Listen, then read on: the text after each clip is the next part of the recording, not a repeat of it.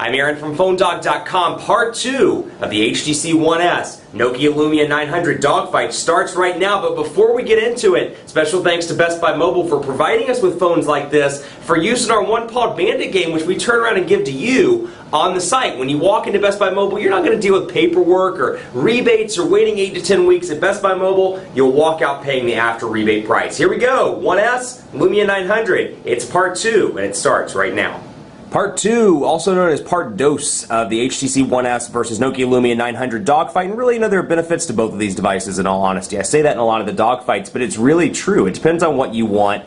And if you hit me on Twitter and you're like, which one of these is the best? I'm probably not going to give you an answer because I don't know what your use patterns are. So, unfortunately, this dogfight is kind of a mainstream dogfight. But you know what? I may declare one of these the winner. The other device may be the better one for you. So it all depends on your usage habits and what you like the most. So that caveat aside, let's take a look at the browser on both of these devices. HSPA plus 42 over here. So if you're in a T-Mobile market that supports HSPA plus 42 megabits per second, you got it over on the HTC One S. 4G LTE on AT&T over on this device with HSPA plus as a backhaul. So at least from a connectivity standpoint, this is the more connected device. You got 4G LTE over here, so if you're in a market like Charlotte that's LTE capable, you can take advantage of that. When you leave those areas, you got HSPA plus as a backhaul, and then after that, you have HSPA, and then after that, you have Edge. So you got a couple of different connectivity options over here. So PhoneDog on both of these devices loaded up, and we can take a look at some of the browser differences. First of all, you'll notice that the browser bar is up at the top on the One S, down at the bottom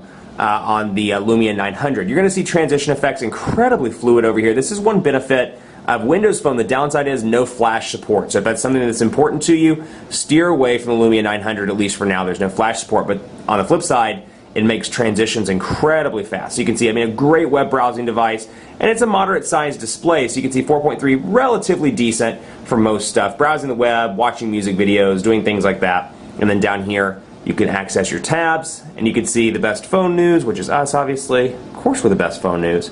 And then over here, you can flip right back. But I can't get over, transition effects nice and fast, and even in that little bit of a lag, there's a nice transition that makes it seem as if it's faster than it really is. No slouch over here either. One S is actually one of the best Android-based browsers that I've used in some time. Very impressive for an Android device.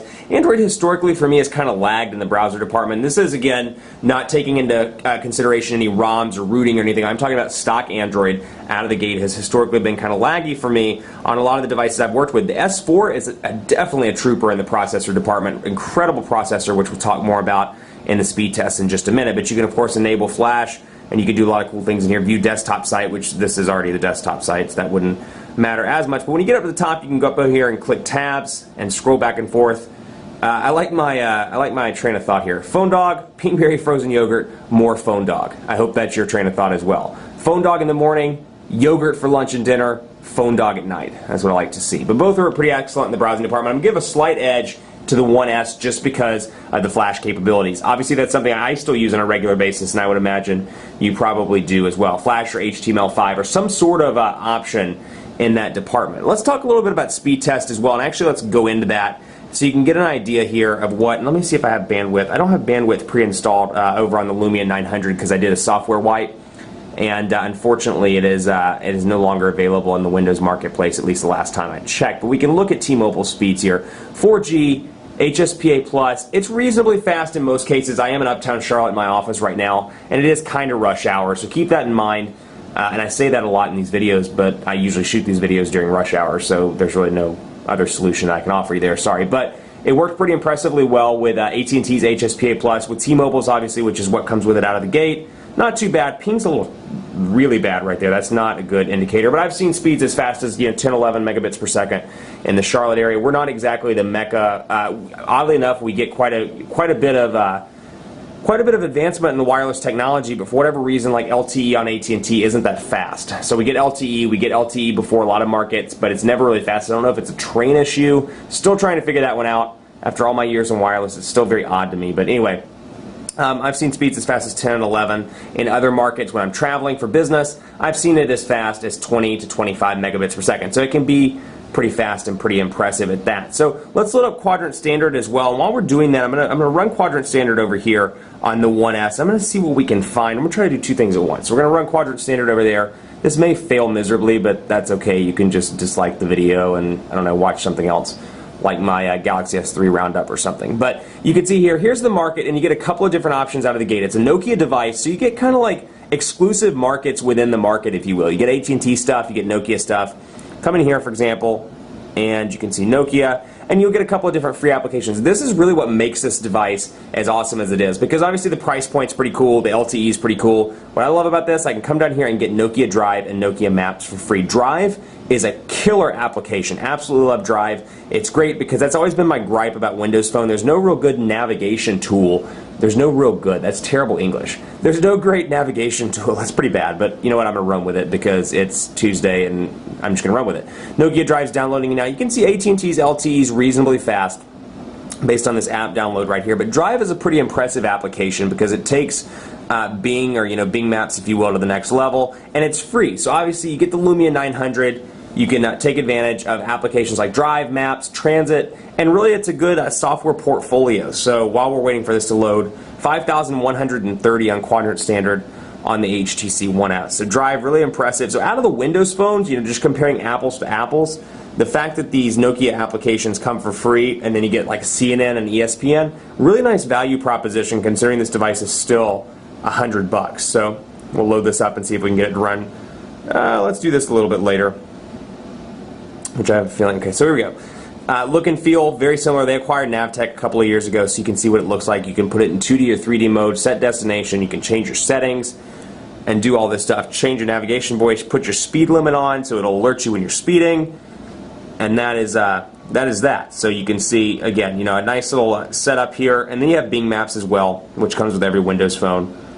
And you get a couple of different options here. We'll zoom out here so you can see the Beltway. And you can come out here and see clear map, show traffic, favorite places, aerial view on, and you can do other things, directions. We can find me if you want to, and then that scout thing that I was talking about where it pops up right here in part 1. You can see all the cool places to eat and drink that are nearby to me. So that's pretty cool. 5,130 over here as well. And one of my favorite features, this is two things keep me going back to Android. I mean, we all have things we love and hate about mobile platforms. The two winners, in my opinion, on Android, Gmail and Maps. Gmail's absolutely fantastic. We use Gmail as a backend for all of our phone dog stuff, and then of course I have 97,000 Gmail accounts, and I use it as my backhaul for my personal accounts as well. So we'll go in here, for example, and you can see this has changed as a result of Ice Cream Sandwich. It's got a new look and feel. You'll see that the header stays at the top. Actually, you won't see that the header stays at the top because that one does not move. But let's do this, for example. Go to previously read, and you can see, go into this one from Nick, for example, and you can see that it stays at the top. So when I scroll up and down, I can easily reply. I've got these 3 dots, which basically think of it as a right click on Android or on an Ice Cream Sandwich. Reply and forward, and I can go down here and see all of my little shortcuts. I can trash. I can see my labels, mark on red, and then I have my menu over here. So it's pretty robust. It's a nice solution, but where this device really pulls ahead, in my opinion, HTC's done a killer job with this. Excuse me. Still trying to recover from a cold. They've done a fantastic job with this, their personal information management. So we'll go down to Stephen Williams, for example, and you can see kind of an Ice Cream Sandwich look and feel here. Some sense customizations, not nearly as crazy as previous versions of Sense, but you got your menu options over here, your big picture, Ice Cream Sandwich style, your mobile, your mail, your organization, a lot of different options here. But not just that, I can go down here to the bottom and see, hey, when did I last call Stephen? When did I last hang out or provide an update? Do I have any pictures with him tagged? When do we make some phone calls, call history, how long were those calls? It's just a great, well-rounded. I use this when I'm working with an HTC device or I'm using it as my personal device. I use this like 10 times a day. And it's huge because I'm like, when did I last text John Doe? And it's right there in the contacts area. So that's a really nice thing. I love that. You don't get that quite over here, but you do get some nice touches. The People Hub is pretty impressive, and you'll see the tiles are flipping out over here. I carried this device for 30 days as part of a challenge. Absolutely loved it. Definitely one of the better Windows Phone options on the market. It's cheap too. That's what I love about it. $100 is not bad for a device of this caliber. You'd expect this to be like $200, keeping all the specs on par with other devices on the market. But you got your history over here, so you do get a basic history update in the People Hub. Where the People Hub really wins, you can see your Twitter stuff from the People Hub. You can see your frequent callers. So if I was actually using this device right now as my personal device, which I'm not. If I called Sam all the time, I could actually scroll to the left and I would see Sam's contact card right here, along with other people that I text or call on a regular basis. So it's really a well-rounded, organized look and feel. And then over here you can see I have some S contacts and T, and I have all these other ones that are grayed out. That means that I have no contacts with those letters that start with those letters. So that's a cool little aesthetic touch there that the People Hub has that the Android device, the 1S, does not have. So last but not least, let's take a look at the camera on both of these devices. 8 megapixel camera on both, 1080p HD video recording over here, 720p over on the Lumia 900. We're going to take a picture of this pen. I hate doing this, but I actually don't have any phones over here. And I want to focus on text as well. Killer camera over here. Took a picture of my cat, actually. And you can see there's Mittens, and you can see what that looks like. Beautiful picture, and this is actually a picture that I took. I'm going to show you how it works in just a second. For example, we'll wait for the text to focus in here. And then when I take the pictures, let me make sure the sound's on so you can hear this. It sounds like a little machine gun. This is burst mode, so I can let go. It shows me all those pictures I just took. I can find the best one. I can say, hey, that looks like the best one. I can say best shot, and I can either save or delete all of the other ones. So we can have best shot can be saved, delete the rest of the images. Yeah, we're going to delete that.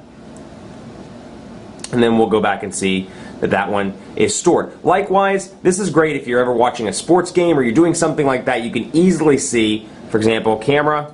Let's say I'm shooting my daughter. I actually don't have a daughter. A lot of people think I have a daughter based on past times I've said this on camera. But let's just say hypothetically I have a daughter. I'm shooting her soccer game, and all of a sudden I want to take some stills. Well, I can take some stills, and you can see them in the lower right-hand corner here, taking still pictures as I'm recording the video. When I'm done, I've got my stills and my videos. So that's a win-win. Killer camera over here. This is the first camera I've ever used on any device that, in my opinion, is better than the iPhone 4S, 4 and 4S. So a very impressive camera over here, but more particularly the 4S because it has an 8 megapixel camera. But incredible over here. The only thing I wish Android had out of the gate was the ability to resize the pictures prior to sending them. That's a huge one I use on a daily basis, and I don't want a 2 megapixel picture coming through on a regular basis. So you can see here, 8 megapixel camera, Carl Zeiss optics over here, half press to focus in, full press to take a picture. Love the fact that it has a physical camera button.